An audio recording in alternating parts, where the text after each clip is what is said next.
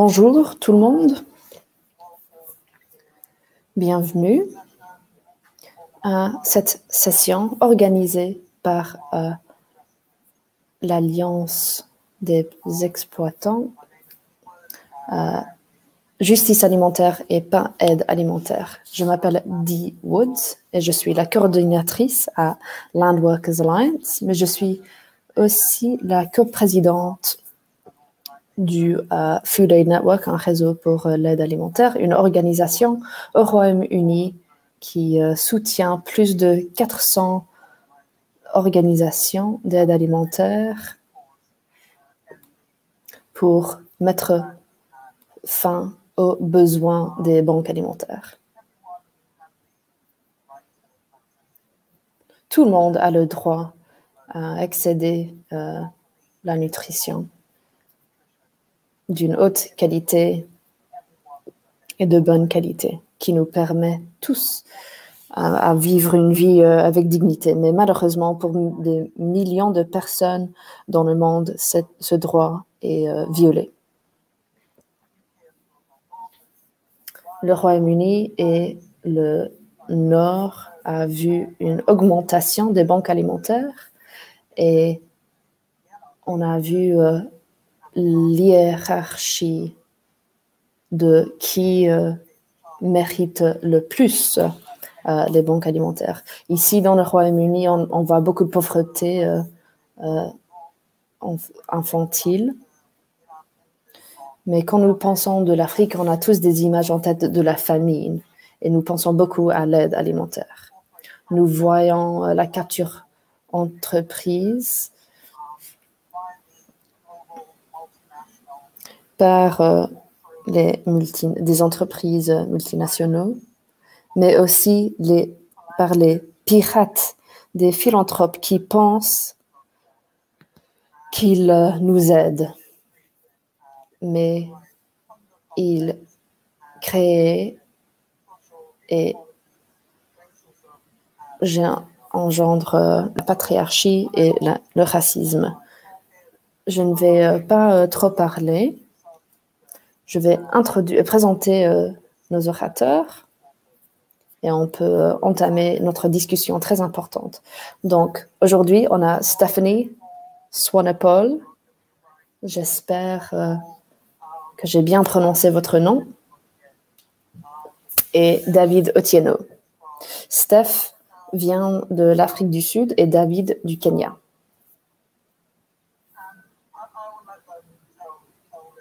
Je vais les laisser vous raconter leurs histoires. Donc, on va commencer. C'est quoi la sécurité alimentaire dans vos propres pays? Et comment est-ce que vous adressez cette question? Steph, on commence avec vous.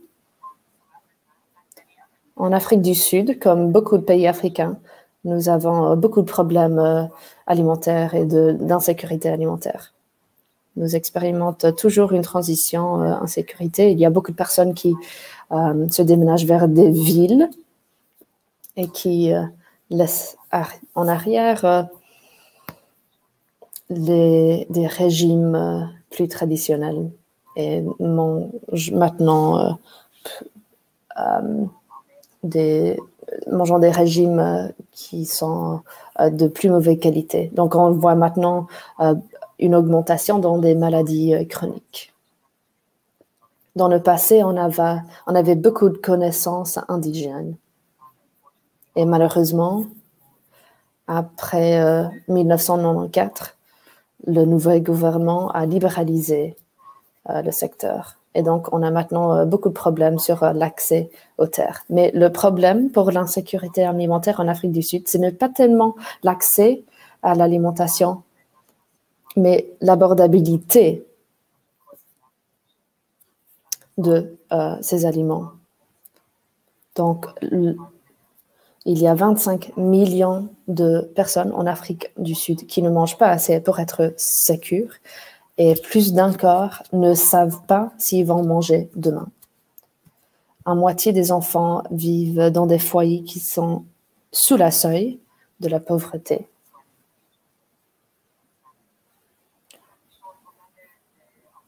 Un dont 3 enfants ont des problèmes de développement. Nous vivons dans une société où les liens entre la santé du planète et la santé de l'humain est parfois cassé. Et cela doit absolument changer maintenant. David, même question. Merci. D'abord, je suis désolée. J'espère que vous pouvez m'entendre. Il y a pas mal de bruit dans le fond. Je peux dire que le Kenya n'a pas actuellement de la sécurité alimentaire. Il y a des cas où, pour nos cultures, l'agriculture se concentre sur des cultures pour les exportations, pour le riz, par exemple, ou le maïs. C'est surprenant que le Kenya importe le riz, mais exporte le riz de plus haute qualité. Un bon exemple, c'est le projet Canala Kunalo, qui a été lancé en 2015.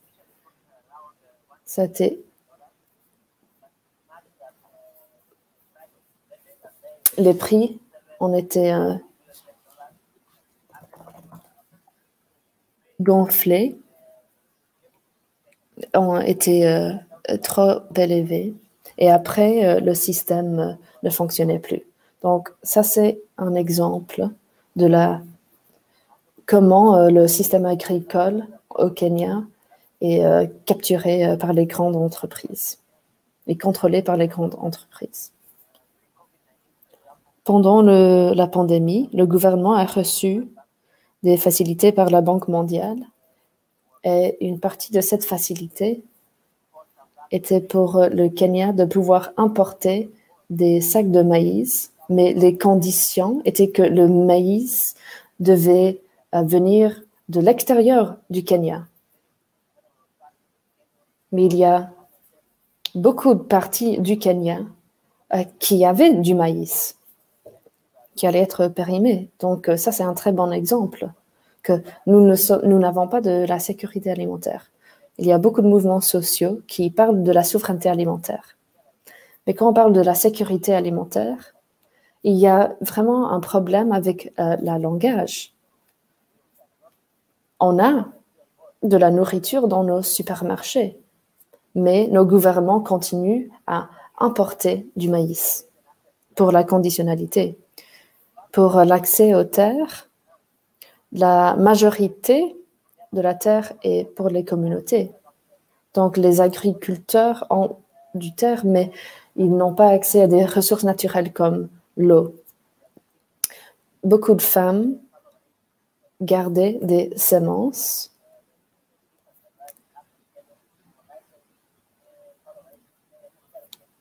Mais maintenant, il y a un système de licence et de certification qui a beaucoup changé les choses. Donc, les systèmes qu'on a en place actuellement bénéficient ou servent les entreprises multinationales au lieu du pays. Ok, David, vous avez mentionné les effets de la pandémie sur votre pays. Est-ce que vous pouvez expliquer comment cela a un impact sur la sécurité alimentaire et les personnes au quotidien?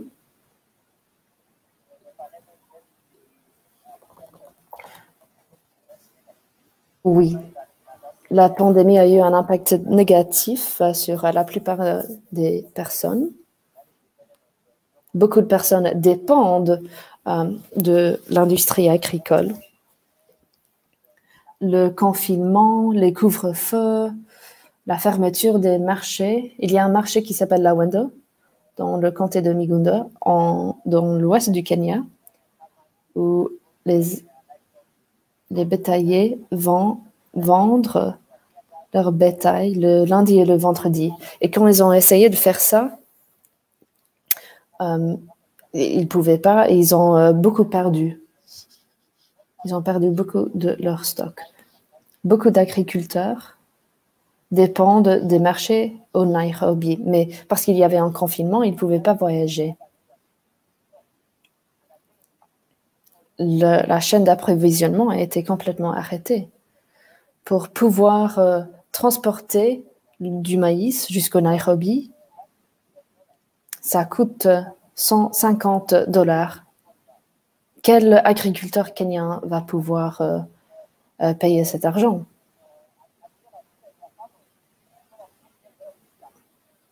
Il y a des banques de semences et nous avons reçu beaucoup de demandes pour des semences. La plupart des semences qui viennent au Kenya, on était bouleversés et perturbés. Les banques de semences que nous avons ont été détruites parce que les agriculteurs en avaient besoin de semences. Donc, le confinement a vraiment eu un impact sur nous. Les supermarchés avaient plus de personnes qu'aux marchés plus locaux. Donc, une fois de plus, on peut voir la question de la conditionnalité ici.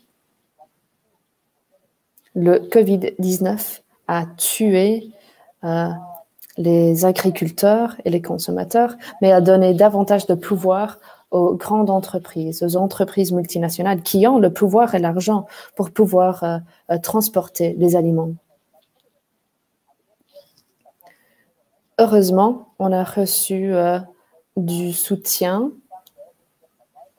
et on a pu obtenir des certificats, des licences pour pouvoir transporter de la nutrition, des aliments. Mais beaucoup de personnes ont perdu leur travail. Merci David. Alors Stéphanie, qu'en est-il en Afrique du Sud? Comment la pandémie vous a-t-elle touché, vous a-t-elle affecté? C'est assez similaire à ce qu'a dit David. Ça a bouleversé notre système alimentaire qui, en fait, n'est pas fait pour servir les personnes ordinaires. Les marchés informels ont dû fermer. Les supermarchés, par contre, ont pu rester ouverts. C'était probablement des endroits où les gens étaient contaminés pourtant.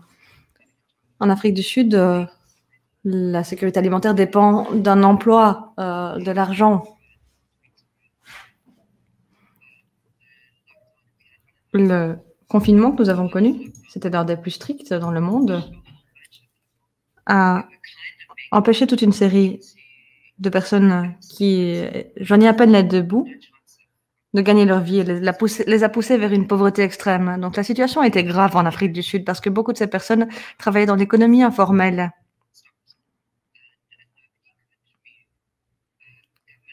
Personne n'a agi pour les aider. Le gouvernement a réagi lentement en termes d'aide alimentaire. Les communautés en Afrique ont essayé de se soutenir mutuellement, de transporter la nourriture vers des zones où elle ne se trouvait pas et créer des jardins potagers. C'est ce qui a été créé au niveau communautaire. Mais les jardins, les potagers ne vous donnent pas de la nourriture pour le lendemain. Cela prend des mois, cela exige une expertise, des financements. Et cela a montré à quel point nous sommes dépendants des supermarchés, de 5 chaînes de supermarchés pour nous donner à manger. C'était assez effrayant. Il y a aussi cette notion de la charité en Afrique du Sud, même au niveau individuel, avec de bonnes intentions. Des millions d'Africains, de Sud-Africains qui ont fait des sandwichs, qui ont fait à manger pour leur communauté, mais qui n'ont pas voulu donner directement de l'argent pour proposer à ces personnes d'acheter de la nourriture qu'elles voudraient vraiment acheter, qu'elles pourraient cuisiner dans leur cuisine.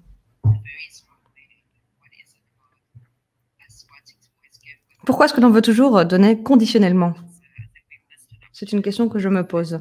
Nous avons manqué une occasion lors du premier confinement pendant lequel des millions de Sud-Africains ont reçu des rations. Nous avons manqué une occasion de restructurer notre aide. Avec toutes les donations, on aurait pu acheter des bicyclettes, par exemple, pour avoir un système de livraison.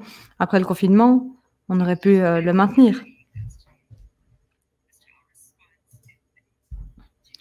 Donc, notre réaction m'a intriguée. On voulait nourrir les gens, mais pas réparer le problème. J'ai l'impression que nous avons manqué une occasion de faire quelque chose de réellement transformateur. Sur une note plus positive, les liens entre la sécurité alimentaire, les jardins potagers, la souveraineté alimentaire sont de plus en plus forts. Le mouvement est plus fort. Dans l'Afrique du Sud en général, nous avons relié 3 groupes WhatsApp, nous avons davantage de coopération, en particulier au Cap, avec des réunions de cultivateurs qui se rencontrent et qui se parlent. Ça nous donne de l'espoir. Nous pouvons travailler, nous pouvons changer les choses.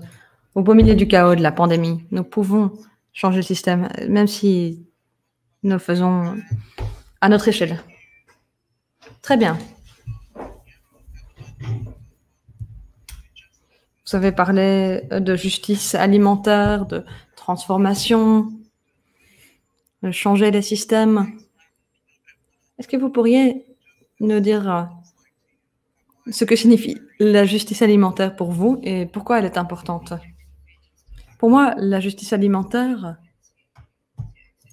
c'est le droit à l'alimentation, mais aussi le droit à choisir l'alimentation que l'on souhaite, le droit de la cuisiner de la manière que l'on souhaite, le droit à manger avec sa famille, à la nourrir correctement. Donc, c'est avoir accès à des ressources productives. Nous devrions tous avoir le droit à des terres productives, à de l'eau. On ne peut pas tous être propriétaire de ferme, mais l'on devrait en tout cas revendiquer ces biens communs. Nous avons besoin d'un changement, d'un grand changement vers ce type de raisonnement.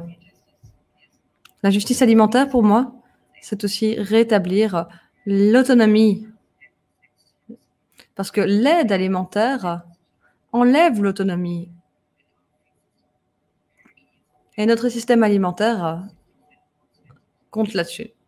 Il est plus cher de manger sainement. Si vous allez au supermarché, le supermarché dans lequel vous allez détermine ce qui se trouve dans votre alimentation. Nous avons peu de choix. Nous pensons avoir le choix parce que nous voyons 7 différentes marques de mayonnaise, par exemple. Mais en fait, c'est exactement la même mayonnaise, c'est exactement le même traitement. Donc pour moi, la justice alimentaire, c'est soutenir notre autonomie, notre capacité à choisir. David, qu'est-ce que c'est la justice alimentaire pour vous? Pourquoi est-ce que c'est si important? Je suis d'accord avec Stéphanie. La justice alimentaire est importante pour le producteur et pour le consommateur. C'est au centre. Comme elle l'a dit, les petits agriculteurs produisent plus de 70% de notre alimentation. Et malheureusement, lorsque nous parlons des systèmes alimentaires, les petits agriculteurs, les consommateurs ne sont pas la table des discussions. Et pour moi, la justice alimentaire, ce sont les consommateurs, les producteurs, les travailleurs agricoles au centre. C'est une question de propriété des terres, par exemple, d'accès aux ressources naturelles telles que l'eau. Nous avons des cas dans lesquels des rivières, des cours d'eau ont été pollués. Propriété des systèmes de distribution alimentaire et aussi des marchés. Si vous regardez le Kenya, par exemple, nous avions une loi sur les cultures qui est toujours en discussion. Et si vous regardez certaines des propositions dans cette loi, certaines sont choquantes. Par exemple, certaines proposent d'interdire l'utilisation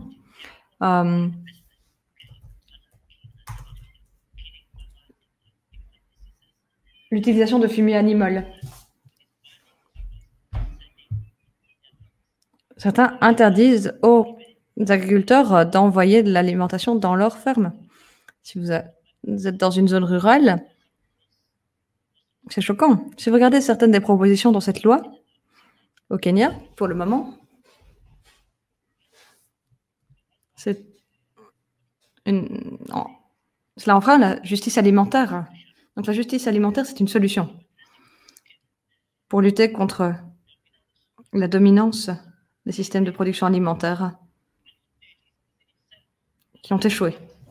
Et l'aide alimentaire est un résultat d'un système alimentaire qui a échoué. Ce n'est pas que nous n'avons pas de nourriture, nous en avons suffisamment. La raison pour laquelle la majorité n'est pas capable d'obtenir cette alimentation, c'est à cause du système qui a financiarisé l'alimentation, qui l'a soumis à la loi de la demande et de l'offre. Certains qui n'obtiennent pas l'alimentation obtiennent une aide alimentaire. Ce sont ces mêmes multinationales, ces mêmes gouvernements qui ont empêché ces personnes d'obtenir leur accès à l'alimentation. Donc, on ne peut pas régler ce problème de cette manière. L'aide alimentaire nous désautonomise, mène à l'érosion culturelle parce que certaines des nourritures ne sont pas produites par nous. Donc, en termes de souveraineté alimentaire,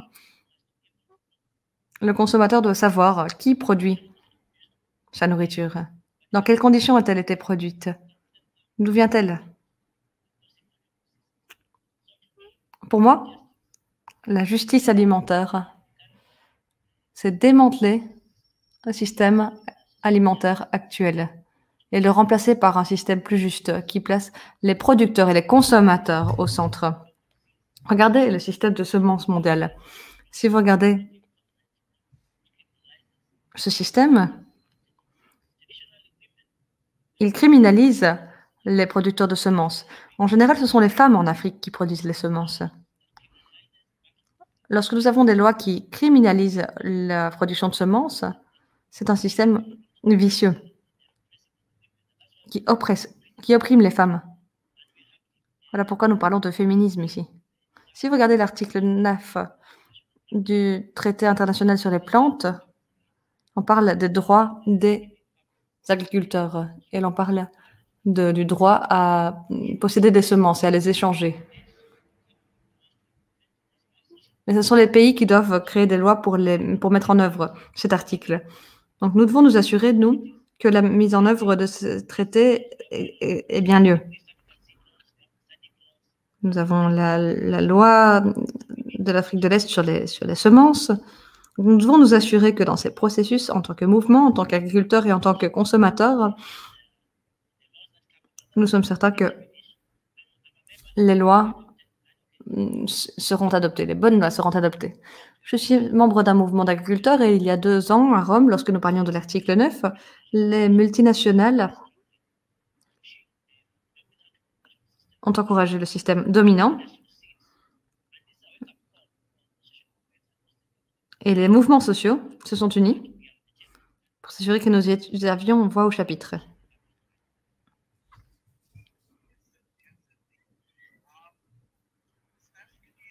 Steph, pourriez-vous m'en dire plus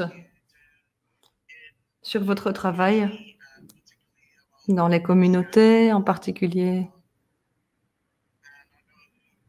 Une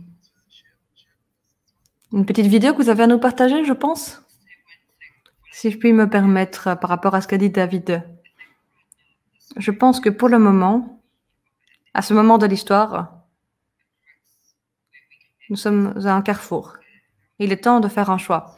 Soit nous irons vers des systèmes automatisés avec l'intelligence artificielle et les multinationales, soit nous pourrons avoir une biodiversité, un système agroécologique, le type de monde dont nous rêvons.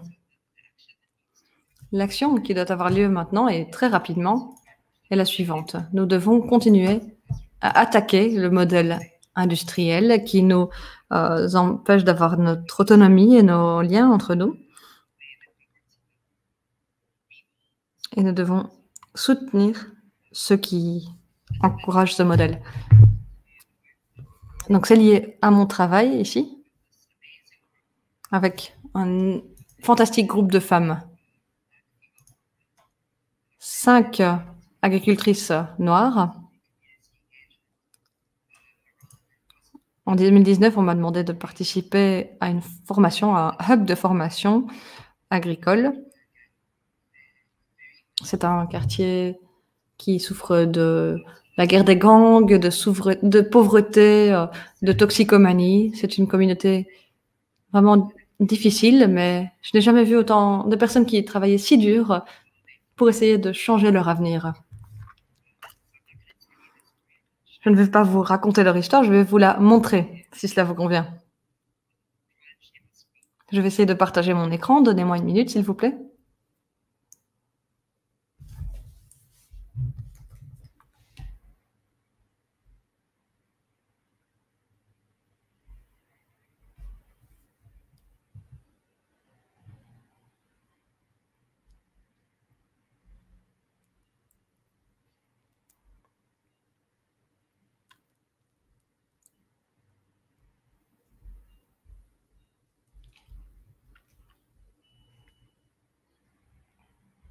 Le sol et la terre, c'est la paix.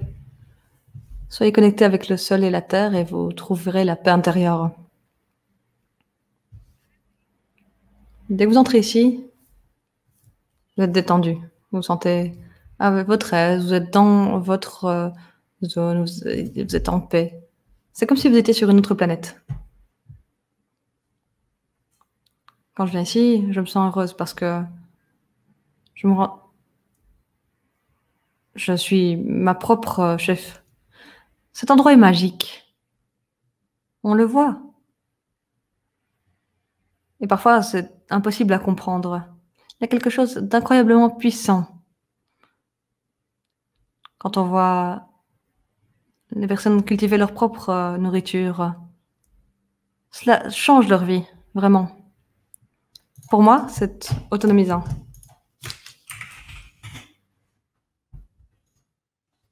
Quand nous sommes arrivés ici, le 18 février 2019, nous étions des chenilles. Nous avons connu une métamorphose et maintenant nous sommes des papillons. Nous volons. Je veux rester un papillon. Je ne veux plus être une chenille. Nous étions des femmes au foyer, nous sommes devenues des plombières, des constructrices, des agricultrices, parfois des électriciennes. J'étais déprimée et quand j'ai commencé à travailler ici, je suis devenue plus calme. J'adore venir travailler. Auparavant, je n'aimais pas. Je n'aimais pas mon travail de 8h à 5h, travailler pour un chef. Mais en fait, ici, j'adore me lever et voir comment mes semences poussent. Y a-t-il des fruits sur mon arbre? C'est ça qui me pousse à revenir. Cet endroit nous appartient. C'est ce que nous avons perdu il y a 500 ou 600 ans. Si nous regardons la situation, 500 ans plus tard, nous ne sommes pas dans une meilleure posture, en particulier en ce qui concerne l'agriculture.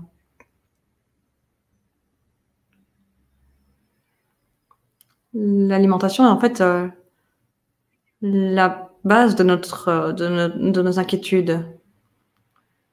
En général, je me demande, est-ce que je vais pouvoir manger aujourd'hui? Cela crée l'insécurité alimentaire. Beaucoup de personnes qui vivent dans les ghettos ont l'impression que nous devons travailler de 9h à 5h, un travail traditionnel, qu'on doit travailler dans une usine. Pourquoi? Pour gagner de l'argent, pour manger. Alors si on cassait ces chaînes de stress, minimiser ce stress, eh bien le ghetto ne serait plus aussi pauvre. Nous avons été créatifs. Nous avons transformé le poulailler en un café. Comme vous avez deux communautés différentes qui se rencontrent dans un espace autour de l'alimentation, quelque chose de magique se produit. C'est une communauté multiculturelle. Et les collaborations, les discussions, les partenariats émergents sont vraiment uniques. Ils se concentrent tous sur la vie, sur l'alimentation, sur la biodiversité et la santé, et sur la santé de la planète. Cette ferme fait partie de quelque chose de plus grand. J'adore ce poisson. Je veux simplement vous dire que vous pouvez venir à Ocean View House. Il y a un beau restaurant qu'ils appellent Ovi Organique. Et vous nous rencontrerez au poulailler et vous trouverez des pizzas, des scones, du café, du thé, un petit déjeuner, un dîner, un déjeuner. Nous sommes 5 agricultrices. Nous sommes des coopératrices. Donc nous avons tous une part égale de l'entreprise. C'est historique. Parce que ce n'est jamais arrivé par le passé. Les résidents de Oceanview doivent revendiquer cela. Nous devons nous relier. Il faut voir ce qui se passe ici. Nous ne voulons pas qu'ils doivent payer le taxi pour venir ici. Ils peuvent venir directement. Investissez ici pour que l'argent circule dans la communauté locale plutôt qu'ailleurs. C'est une manière de s'ouvrir pour nous, pour montrer qu'il y a une vie ici à Oceanview, qu'il y a des personnes qui veulent avancer dans la vie. C'est l'une des manières d'avancer et de renforcer la communauté. C'est énorme. Et cela ne va pas s'arrêter ici. Il faut voir cet endroit. Si vous pensez à Oceanview depuis 2014, à l'époque, ce n'était que la criminalité, des tueries, des cadavres. Ces abréviations, ces adjectifs devraient disparaître. Il faut parler de fermes, de légumes, de semences, de moutons, de chèvres. Je veux que ce soit si fantastique que les personnes viennent en masse ici. Grâce à nous, Oceanview sera mentionné et sera remis sur le radar. Ils pensent que nous sommes à Durban ou à Sea Point. Non, il faut dire Oceanview, près de Scarborough, près de Cometty, près de Sweetwater, où les deux océans se rencontrent. La ferme va mettre vraiment Oceanview sur la carte du monde. C'est le centre d'Oceanview, c'est l'attraction principale d'Oceanview maintenant.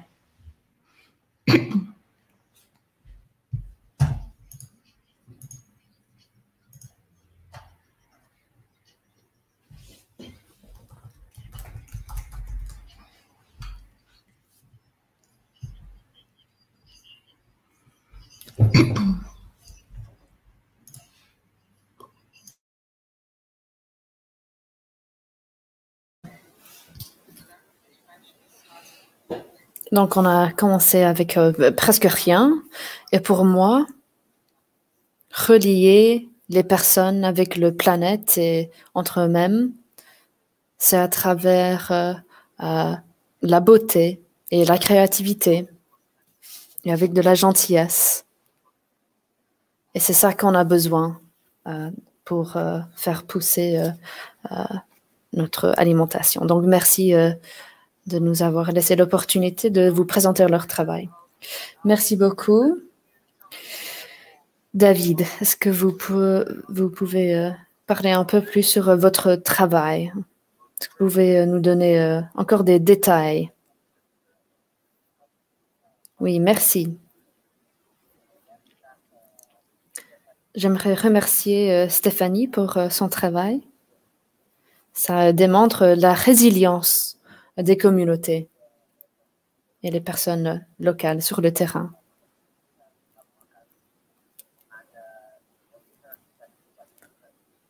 Pour nous, notre travail le plus important, c'est d'assurer qu'on peut organiser les agriculteurs en groupe. Comme ça, ils puissent travailler ensemble. Donc, il y a des lois, il y a des liens. Nous travaillons en 6 comtés au Kenya. Ils sont comme des provinces ou des régions. Mais nous avons des membres dans des régions rurales, mais aussi dans des régions plus urbaines. On veut établir un lien entre le producteur et le consommateur à travers des marchés. Et comme Stéphanie a dit, pendant la pandémie, on a eu des difficultés, mais on pense maintenant qu'après, maintenant on a plus de force, on a plus de pouvoir maintenant. Il y a des différents groupes d'agriculteurs et de consommateurs qui ont pu partager leurs connaissances et leurs ressources. On travaille beaucoup avec les banques de semences. Chaque foyer doit avoir une banque semences, mais avec des informations très détaillées, afin d'assurer que s'il y a un membre d'un groupe qui a besoin d'une semence particulière, là, ils savent où aller. Puis, il y a des fêtes annuelles de surplus de semences. Malheureusement, la fête ne pouvait pas se tenir lieu cette année à cause de la pandémie. Mais nous créons des espaces pour réunir des agriculteurs pour qu'ils puissent trouver des solutions à leurs problèmes. Et puis, c'est très important de faire recherche. Beaucoup de personnes pensent que la recherche, c'est uniquement pour les professeurs et les académiques. Mais les agriculteurs ont fait leur propre recherche pendant des siècles et des siècles.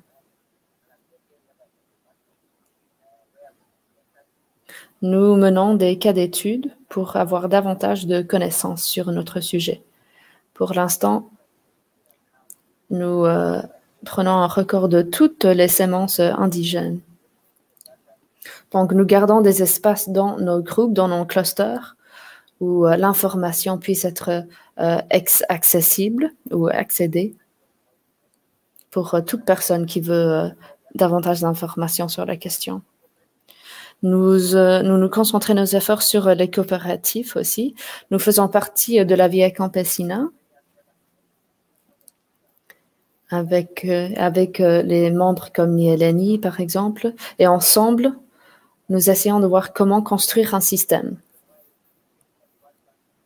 Les raisons pour lesquelles le FMI et la Banque mondiale viennent vers nous pour nous financer, ce que nous faisons avec la Via Campesina, c'est comment est-ce qu'on peut établir les faits et que les consommateurs puissent mettre de l'argent aux coopératives au lieu aux banques, dans les banques.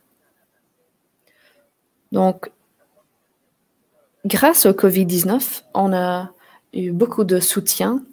On a mené de la recherche dans 3 comtés pour établir les meilleures pratiques pour les pastoralistes et les pêcheurs indigènes, pour voir comment ils ont survécu et comment ce modèle puisse être mis en œuvre et disséminé. Merci beaucoup à vous deux. Vous menez un travail excellent.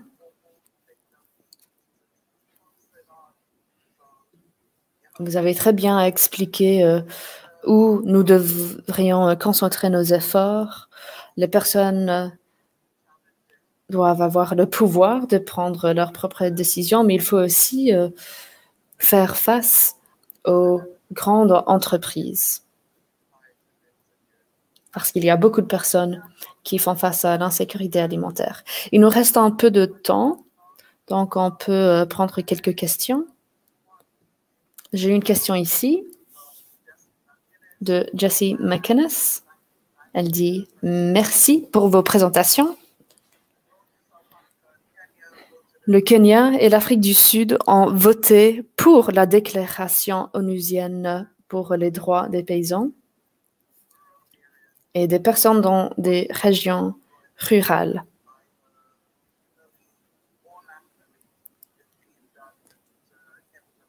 Quel travail à un niveau national ou local puisse être mis en œuvre pour... Et puis, il y a une deuxième question.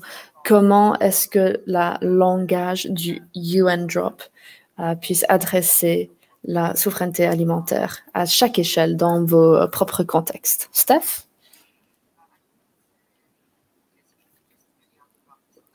Je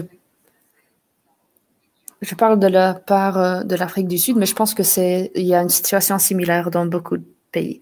Donc, notre pays va signer beaucoup de ces documents, tous les bons documents. Mais ça ne veut pas dire que cela va se traduire sur le terrain et que cela va être mis en œuvre. Par exemple, la reconnaissance des droits des paysans. Et même si c'était le cas, même si c'était traduit dans la réalité, si on regarde la Convention sur la biodiversité, nous savons que ça ne marche pas. Les bénéfices ne retournent pas envers les communautés. On sait déjà que ça ne marche pas. Je pense que les rapports sur le progrès sont assez sporadiques. Ils ne sont pas réguliers.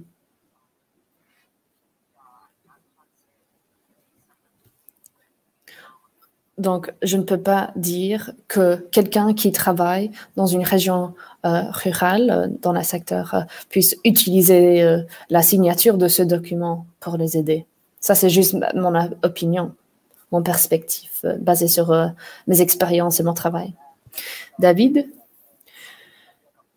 Merci. J'aimerais dire que la Via Campesina était vraiment au cœur du UN Drop tout au long de son histoire. J'aimerais aussi ajouter que ça a pris beaucoup des efforts de la part de la Via Campesina. Je sais qu'en Afrique du Sud, plusieurs campagnes ont été menées grâce au LVC. Et au Kenya, on a mené beaucoup de lobbying aussi. Comme Stéphanie a dit, ces documents ne sont pas contraignants. C'est aux États de traduire ces documents dans la réalité. Pour nous, nous sommes en train de traduire le UN Drop dans des différentes langues, y compris le Swahili. Et nous allons aussi le traduire vers des langues indigènes. Beaucoup de personnes ne savent même pas que ce document existe et ils ne comprennent même pas le jargon juridique, la langage juridique de ces documents. Donc, pour l'LVC, l'article 18 ou l'article 19, par exemple, on veut partager les articles et les traduire. UN Drop devrait être un outil qui dirige nos organisations. Par exemple, s'il y a un article qui parle des droits des femmes, les organisations doivent utiliser l'UN Drop comme un instrument pour lutter pour ça. Au Kenya, le KPL se concentre sur la perte des terres, l'acte des cultures, l'acte de l'eau, et nous utilisons le UN Drop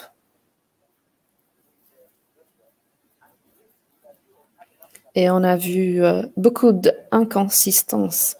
Donc, nous aimerions faire des amendements et des changements aux clauses. Donc, on utilise ça comme base pour assurer qu'on peut le mettre en œuvre dans nos pays. Donc, il faut utiliser le langage.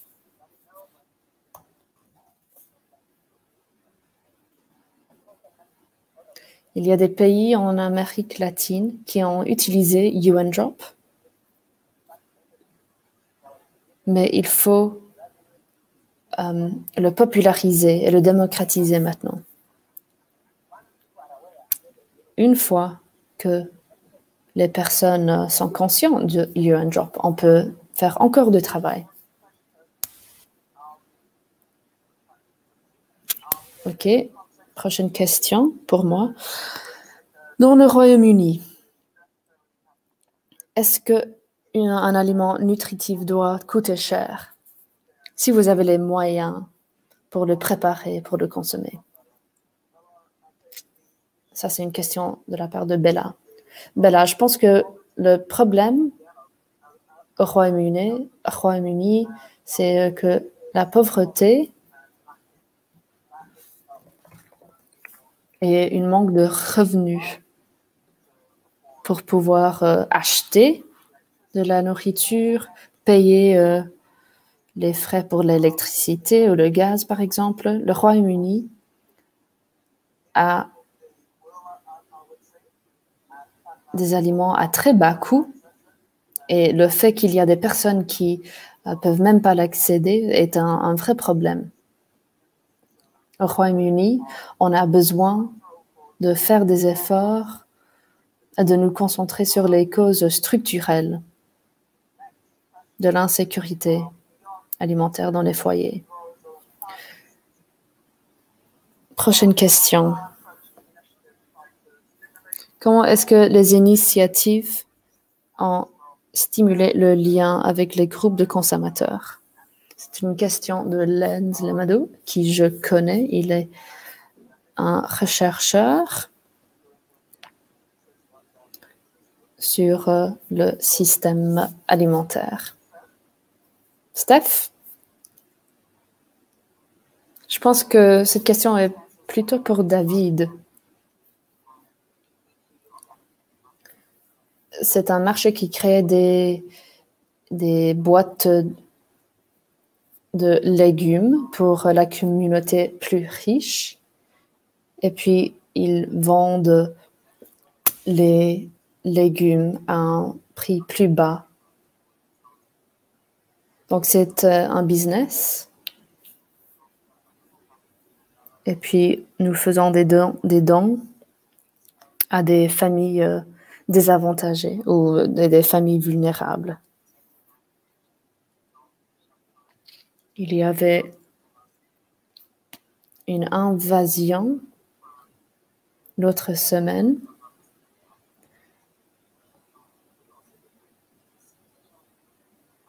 Nous faisons des donations à des cuisines pour soupe.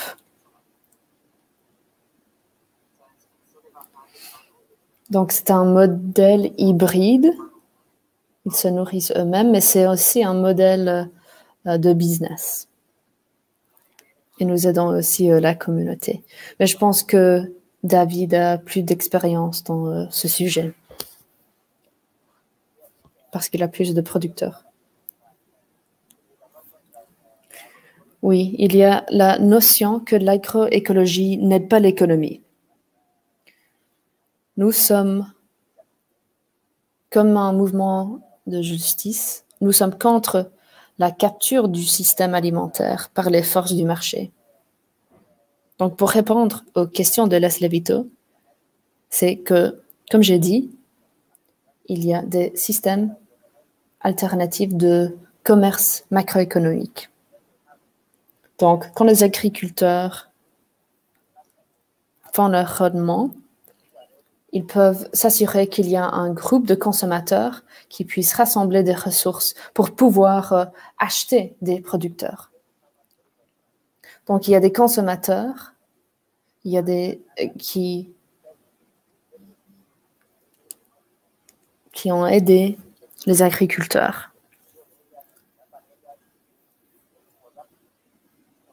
On a utilisé des groupes WhatsApp. Quelqu'un dit « j'ai besoin de cette quantité de maïs ». Et puis quand il y a 50 ou 100 personnes qui disent « oui, on a cette quantité de maïs », c'est en rassemblant nos ressources qu'on a pu organiser du transport. Les consommateurs urbains ont pu rassembler les ressources pour fournir des produits aux consommateurs ruraux. Donc, s'il y a un consommateur à Nairobi, au lieu de mettre mon argent dans la banque, je vais mettre mon argent au coopératif agricole. Comme ça, le coopératif va utiliser l'argent comme ils veulent. Ils vont pouvoir faire pousser leur culture. Et ça, c'est une manière de souveraineté alimentaire. Et c'est très important aussi de savoir d'où vient notre nourriture. Nous avons des agribusiness mais le plus important, c'est les moyens d'existence.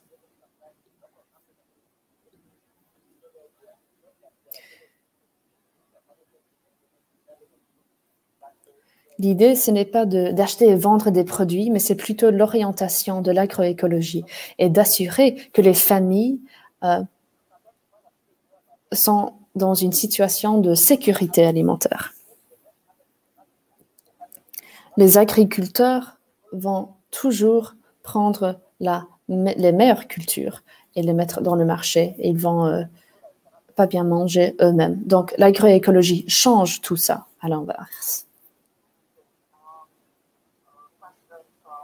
OK, on a une question de Emma Phillips.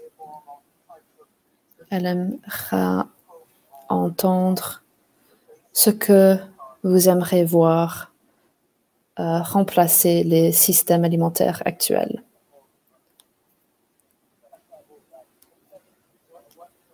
Si je peux, Stéphanie,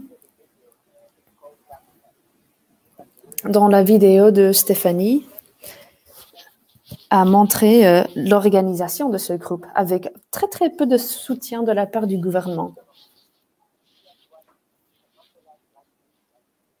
Beaucoup de systèmes alimentaires sont orientés vers la production à une grande échelle. Comme producteur, il faut s'assurer qu'on encourage les investissements pour les petits exploitants.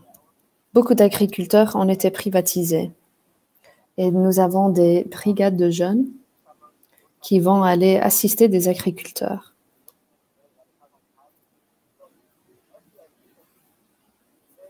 Ce que nous envisageons pour remplacer notre système alimentaire mondialisé actuel, on ne peut pas prendre de la nourriture des États-Unis. Ça utilise beaucoup trop de carburants fossiles et des énergies fossiles. Les agriculteurs doivent produire pour leurs marchés locaux. Au Kenya,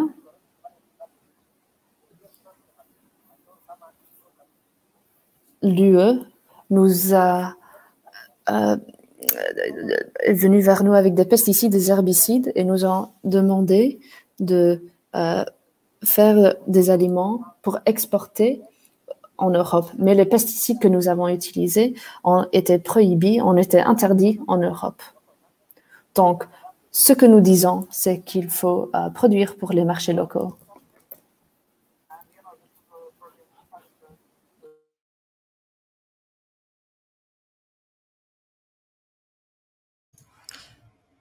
C'était une bonne question, n'est-ce pas, Stéphanie? Je suis un peu une philosophe, donc je vais prendre le contre-pied. Je pense que nous aider et aider les autres personnes dans notre communauté à revendiquer à nouveau une culture alimentaire, qu'il s'agisse de sources alimentaires, de modifier le système,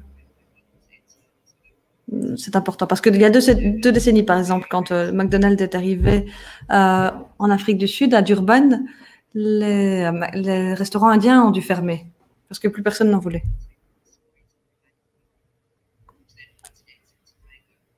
Donc, voilà, c'est la culture qui compte. C'est ça qui nous poussera à acheter local, à changer le système.